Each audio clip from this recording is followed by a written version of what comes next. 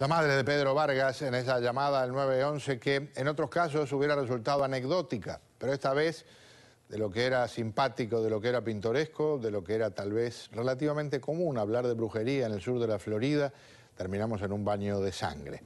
Algunos detalles que han sido revelados en las últimas horas, en gran parte con una investigación que hicieron colegas del Nuevo Herald sobre las causas de esta masacre. El asesino de Hialeah se obsesionó con la idea de que lo perseguían y desató la masacre bajo el influjo del temor a que le reclamaran el dinero que había ahorrado.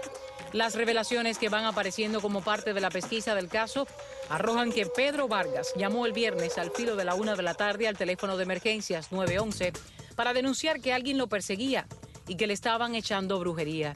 Sin embargo, la madre de Vargas llamó seguidamente a la policía para pedirle que no mandaran a los agentes a su apartamento, argumentando que su hijo estaba muy nervioso y ya le había puesto en la comida 2 pastillas de un medicamento para calmarlo.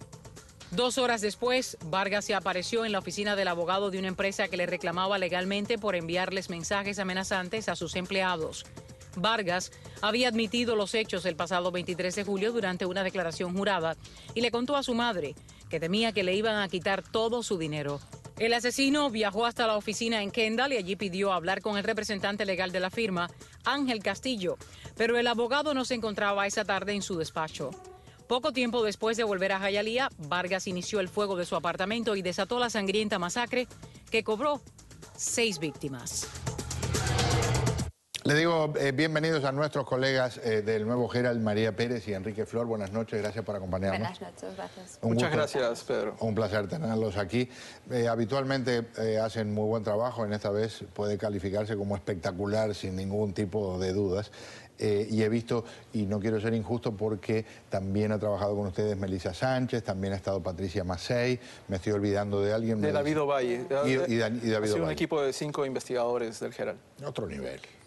Otro nivel, estamos hablando de primera categoría. María, ¿estuviste en el apartamento tú? ¿Físicamente caminaste por ese lugar? Sí, tomé fotos de los documentos del extracto bancario que decía que tenía $92.000 en una cuenta en 2012. O sea que el año pasado tenía un saldo de $92.000. Es el mismo documento que establece que creo que 2 o 3 años atrás tenía $70.000. Sí, encontré otro extracto bancario que decía que tenía $70.000. O sea, un hombre con una capacidad de ahorro muy considerable porque, por lo que tenemos entendido, tenía poco ingreso. No estamos seguros de sus ingresos, pero sí sabemos que gastaba muy poco. Vivía en un apartamento de una habitación con su madre, no tenía internet, por lo que pensamos. Ni siquiera pagó al abogado que iba a acompañarle a la citación en la que finalmente confesó.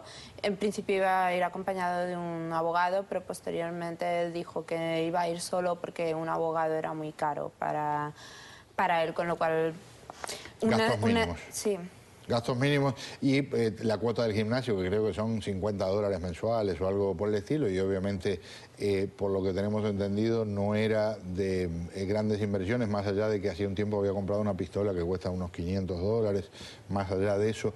Mencionaba un abogado, porque este hombre, que ya ustedes habían reportado, y ayer conversamos con Elmo Lugo, el hombre que recibió numerosas amenazas, creemos, de esta persona, no está confirmado, también le envió una cantidad de amenazas a ex compañeros de un lugar donde trabajó recientemente. Efectivamente. Entonces, esta parte de la investigación del Miami-Dade College, donde había trabajado previamente, son antecedentes registrados a nivel institucional, que no pasa más allá de eso. Por eso ha sido lo complejo que ha sido la investigación, pero Pedro, los investigadores, los detectives de Hialeah, a partir de esta llamada del 911, es la pieza fundamental para seguirle el hilo a todo este caso.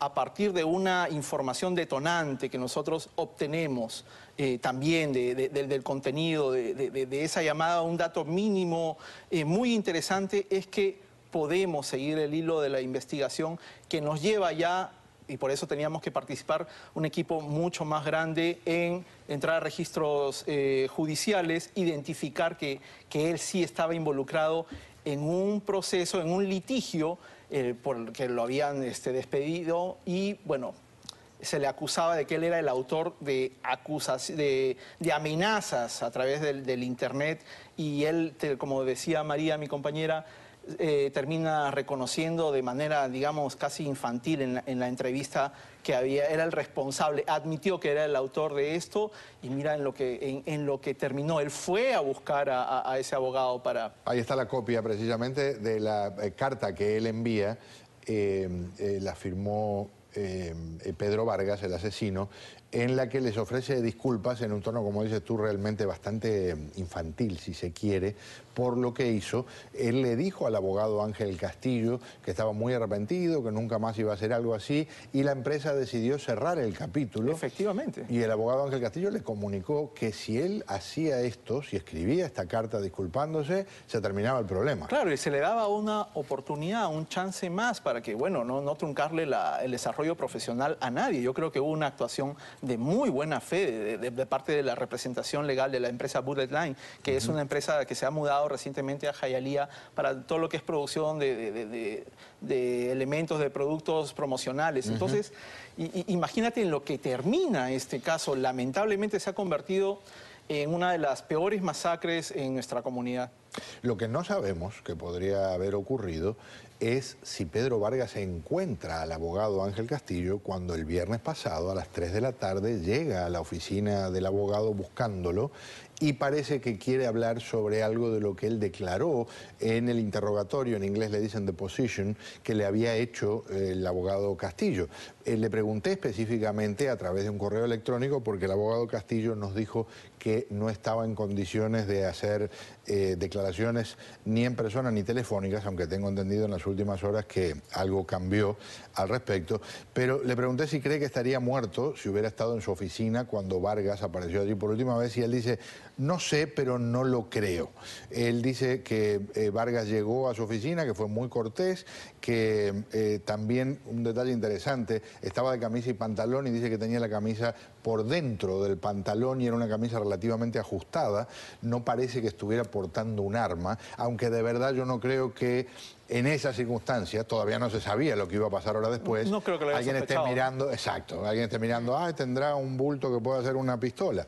Entonces, él dice que hubo por lo menos 20 mensajes de texto y correos electrónicos entre octubre del 12 y julio del 13. No eran amenazantes, pero eran muy ofensivos y del tipo de hacer sentir acosadas a las personas que lo recibieron. Y él dice una cosa muy interesante. Él dice que no le pareció que Vargas fuera una persona que podía representar un peligro para alguien, y cuando le pedí que me diera su impresión personal, dijo: yo lo vi como una persona triste y solitaria. ¿Es lo que han encontrado ustedes revisando información sobre él? Sí, básicamente los vecinos siempre decían que él no hablaba, que él era muy callado. Varias personas nos han dicho que era como un fantasma. Incluso en la llamada se ve que su tono de voz es casi infantil, muy inseguro, no sabe muy bien cómo expresarse. Sí, es lo que pensamos, que era un hombre que nadie le recuerda especialmente. Probablemente era muy callado, muy... Una persona, como se denomina, gris, ¿no? Que desaparece fácilmente en un grupo porque no hace ruido. Conozco a alguien que incluso trabaja con nosotros, que concurría a uno de los gimnasios que él frecuentaba, y dice que también era un hombre muy callado, que lo que le interesaba era hacer mucho ejercicio y que estaba muy pendiente de su físico. No estaba muy pendiente de su higiene, por lo que se ha reportado, porque este hombre, se dice, llevaba la misma ropa todos los días y no parecía que lo hubiera lavado la noche anterior, ¿correcto? Un detalle, además de interesante a todo lo que explicas, Pedro, es que este hombre, casi la gran mayoría de los ataques, amenazas e insultos que hace a través de la computadora, él utilizaba una computadora de una biblioteca pública, JF Kennedy, que es la biblioteca principal de Hialeah, que está en la 49. Y nada, y otra cosa que me encantaría resaltar, Pedro, no solo es lo heroico que fue el comportamiento en la línea de fuego en el asalto final del equipo SWAT, sino en este caso la dedicación, porque toda esta investigación se ha desarrollado en horas, del equipo de detectives de homicidios y también de la unidad de crímenes violentos, porque aquí esta masacre ha significado atender a muchas familias en momentos muy complicados. Estamos en un proceso que ayer comenzaron los funerales y que, por supuesto, el golpe terrible se está viviendo hoy, pero las consecuencias van a durar mucho, mucho tiempo. Mencionas al equipo de tácticas y armas especiales, tenemos los nombres de los integrantes: Bárbaro Hernández, Mark Quinlan, Fernando Montalvo, Richard Quintero, Andrew López Cao, Ian Pérez. Yo creo que falta Adrián González ahí, que Adrián González, según la información que distribuyó la policía de Jayalía, fue el que se arroja, uno de los que se arroja sobre los rehenes para protegerlos, por lo menos estaba identificado con ese nombre y apellido en ese momento. Creo que tú, uno de los dos, habló con algún familiar de Vargas. Sí, yo hablé con un familiar de la madre de Vargas, que no prefieren no ser identificados. ¿Y te dijo algo que te llame particularmente la atención sobre él? No, me llamó la atención que ellos dijeron que no tenían mucho contacto con él, ellos dos vivían como bastante aislados de la familia, apenas recordaban, no... Hay una parte muy intensa en el relato del familiar que recoge María, que es cuando este familiar relata cómo la señora, la anciana, trata de salvar parte del dinero que se estaba incinerando y empieza con el pie a zapatear para tratar de apagarlo y se quema, sufre heridas de consideración, ¿no? Una señora de 83 años que estos audios del 911 revelan un poco...